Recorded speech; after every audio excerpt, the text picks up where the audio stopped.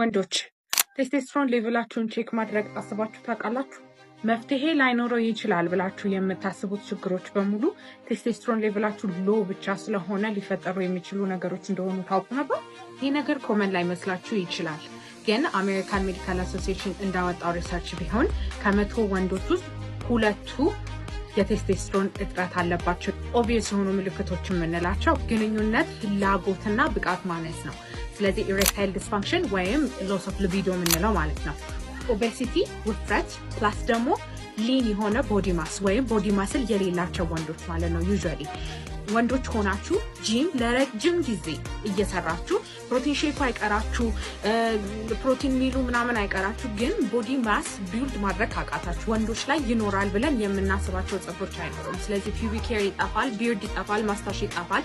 ፕላስ ደግሞ ኖርማሊ ፀጉር ያለው ሰው ቲን አውት ማድረግ ይጀምራል።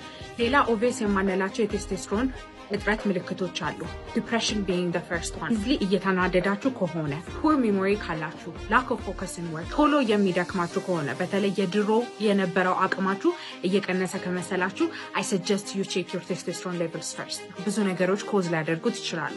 በዓለማችን ላይ ሎ ቴስቶስትሮን ሌቭል ያሉት ሰዎች ሪሰርች ሲደረጉ አብዛኞቹ ስኳር በሽታ እንዳለባቸው ያሳያል። ሌሎች ምንድነው ምክንያታቸው ብለን ብንጠይቅ ለካንሰር ሕክምና እየወሰዳችሁ ያላችሁ ኬሞቴራፒ ወይም ራዲዬሽን፣ የመራቢያ አካላችሁ ላይ በሆነ ምክንያት አክሲደንት የደረሰባችሁ ወይም ኢንፌክሽን የነበረባችሁ በምንድን ነው ልታውቁ የምትችሉት? በአጠገባችሁ ያለ ላብራቶሪ ሄዳችሁ ቴስቶስትሮን ሌቭላችሁን ቼክ ማስደረግ ነው። መፍትሄው ምንድን ነው?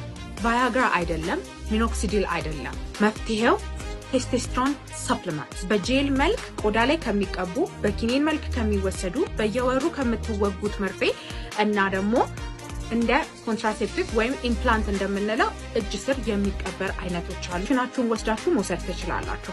ሚኒመም 6 ወር እስከ 1 ዓመት መድኃኒቱን መውሰድ አለባችሁ። አዎ ሳይድ ኢፌክቶች አሉ። ሄዴክ አለው፣ ዲዚነስ አለው። ብዙ ጊዜ ኢሪታቢሊቲ ሲጠፋ ድረስ እየጨመረ ይመጣል።